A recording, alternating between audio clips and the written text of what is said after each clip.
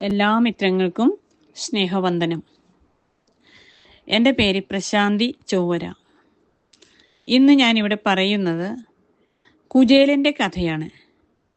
രാജാക്കന്മാരുടെയും ധനികരുടെയും മഹാരാജാക്കന്മാരുടെയും ഭരണാധികാരികളുടെയും മറ്റ് സുഹൃത്തുക്കളായ നൂറുകണക്കിന് ആളുകളെ നാം കണ്ടിട്ടുണ്ട്. എന്നാൽ ദ്വാപരയുഗത്തിൽ അഭിവൃദ്ധി പ്രാപിച്ചു എന്ന് കരുതപ്പെടുന്ന ശ്രീകൃഷ്ണനെ ഭഗവാനുമായ കുചേലിനെ പോലെയുള്ള സാധാരണക്കാരൻ സൗഹൃദം പുലർത്തുന്നത് നമുക്ക് പരിചിതമല്ല. അങ്ങനെ സൗഹൃദം പണക്കാരൻ്റെയും ദരിദ്രരുടെയും അതിർവരമ്പുകളെ മറികടന്നു.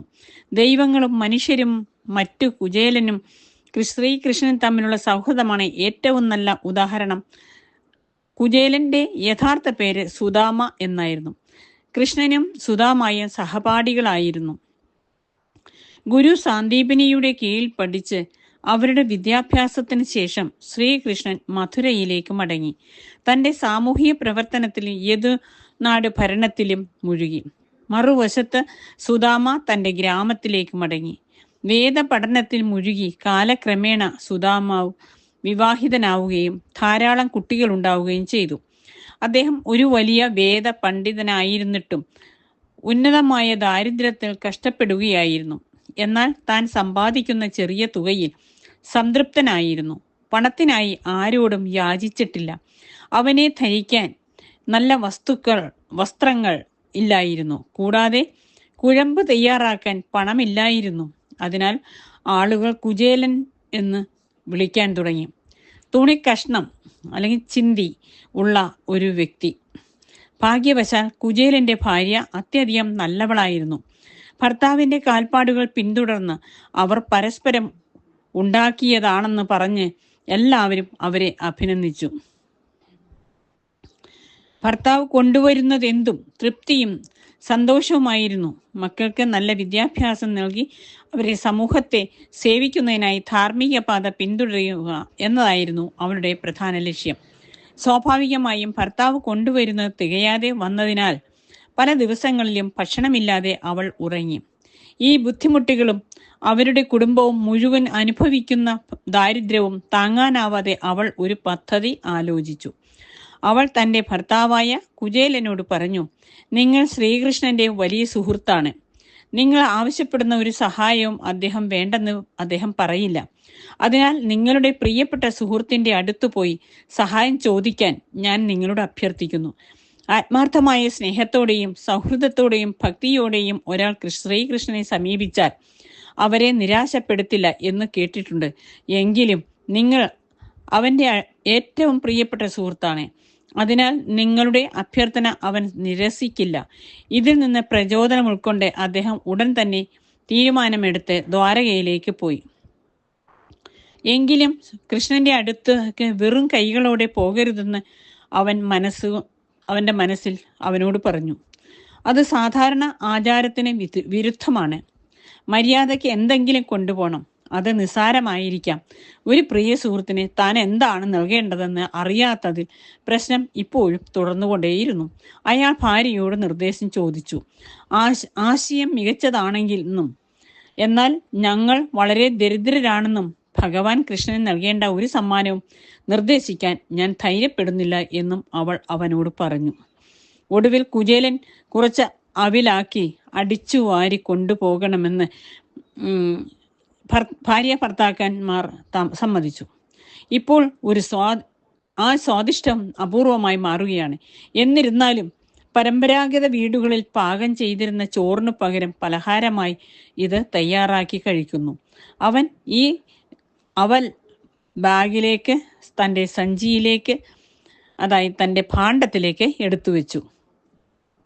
കുചേലൻ ദ്വാരകയിൽ വെച്ച് ശ്രീകൃഷ്ണനെ കണ്ടുമുട്ടുന്നത് സ്വപ്നം കാണാൻ തുടങ്ങി. തൻ്റെ രാജ്യത്തിനകത്തും പുറത്തുമുള്ള ആൾക്കാരെ സഹായിച്ചു. തന്നെ ശുശ്രൂഷിക്കാനും പാദങ്ങൾ കഴുകുവാനും 2 കൈകൾ കൊണ്ടും ആലിംഗനം ചെയ്യാനും അവസരമുള്ള തൻ്റെ കൈകളാണ് ലോകത്തിലെ ഏറ്റവും മികച്ചതെന്ന് അദ്ദേഹം കരുതി. മനുഷ്യരിൽ നിന്ന് മാത്രമല്ല, ദേവീ ദേവന്മാരിൽ നിന്ന് പോലും ശ്രീകൃഷ്ണൻ സ്തുതി കേൾക്കാൻ കഴിയുന്നതിനാൽ അദ്ദേഹത്തിൻ്റെ വിശുദ്ധ പാദങ്ങൾ സ്പർശിക്കുന്ന ഈ ശിരസ് എനിക്കുണ്ട് താനും. എൻ്റെ ചെവികൾ ദിവ്യവുമാണ്. ഈ ദിവ്യനെ നോക്കാൻ ലോകത്തിലെ ഏറ്റവും മികച്ച കണ്ണുകൾ തൻ്റെ കണ്ണുകൾ തന്നെയാണ് എന്ന് അവന് തോന്നി. മറ്റൊരു പ്രശ്നം അവനെ തേടിയെത്തി. തത്വത്തിൽ ഇതെല്ലാം ശരിയാണ്, പക്ഷേ കാവൽക്കാർ പോലും എന്നെ കൃഷ്ണന്റെ കൊട്ടാരത്തിൽ പ്രവേശിപ്പിക്കില്ല.